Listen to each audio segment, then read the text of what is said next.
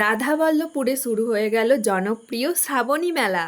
আমাদের বকুল তলায় ভিড় জমেছে, বসেছে মেলা, দেখতে যাব আমি তুমি। তো এখন আমরা সবাই মিলে রেডি হয়ে যাচ্ছি মেলাতে। মা, বোন, দিদি, ভাই সবাই যাচ্ছে আমার সাথে। মেলাতে এসেই আগে আমরা ফুচকা খেয়ে নিচ্ছি, আর ফুচকাটা যা ছিল না, খুবই টেস্টি ছিল।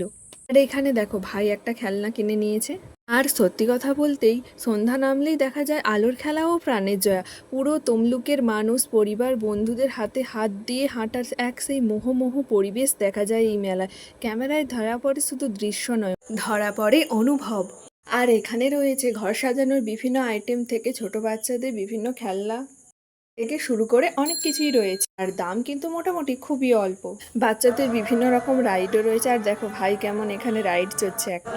ভাইয়ের তো এখানে খুব মজা হচ্ছে, ভাই দেখো কেমন পড়ে যাচ্ছে। আর এই রাইডটা চড়তে পার পিছু নিচ্ছে 40 টাকা করে। তারপর চলে আসলাম স্পেশাল চটপটি খেতে। আর চটপটিটা যা ছিল না, খুব সুন্দর, ঝাল ঝাল টেস্টি। তারপর চলে গেলাম মেয়েদের বিভিন্ন কসমেটিক দোকানে। মেলাতে যেটা সবচেয়ে বেশি দেখা যায়, এখানে হরেক মাল 5 টাকা 10 টাকা থেকে বিভিন্ন দামের জিনিস রয়েছে। এখানে মাথার ক্লিপগুলো দেখছিলাম, খুব সুন্দর লাগছিল। তারপরে চলে গেলাম ড্রেসের দিকে। এখানে দেখুন ছোট থেকে বড় সবাই ড্রেস রয়েছে। আমার তো ড্রেসগুলো দেখে খুব ভালো লাগছিল, আর একটা আমি এখান থেকে চয়েস করে নিয়েও নিলাম। এখানে দাম কিন্তু খুবই অল্প, মাত্র 300 টাকায়। আর দেখুন মেলাতে কভারের দোকান দিয়েছে। কভার কেনার অনেক দিন ধরে ইচ্ছে ছিল, তাই আমি চলে আসলাম। বিভিন্ন রকমের নতুন নতুন ডিজাইনের কভার রয়েছে এখানে, মাত্র 100 টাকা। আমার তো খুব ভালো লাগছে, আমিও এখান থেকে একটা কভার নিয়ে নিয়েছি। এরপর চলে গেলাম টেবিলের জন্য একটা কভার কিনতে। এখানে কাকিমার বোন দেখে নিচ্ছে, আর ওদের চয়েসটাও খুব ভালো।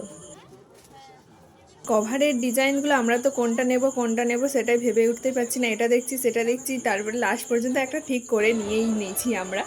আর তোমাদেরকে জানিয়ে রাখি, এই মেলাটি হচ্ছে রাধাবল্লভপুরের ফুটবল ময়দান। তাই যারা যারা এখনো পর্যন্ত আসেনি, তাই তারা চটপট চলে আসুন। যারা যারা মেলাতে গিয়ে কী কী কিনেছো তারা কিন্তু কমেন্ট করে অবশ্যই আমাকে জানিয়ে রাখবে।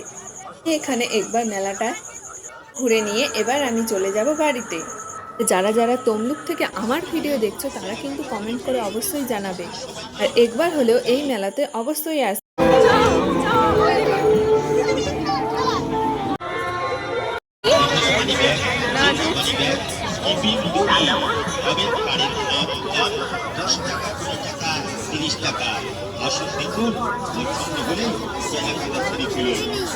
সবাইকে অধিকারী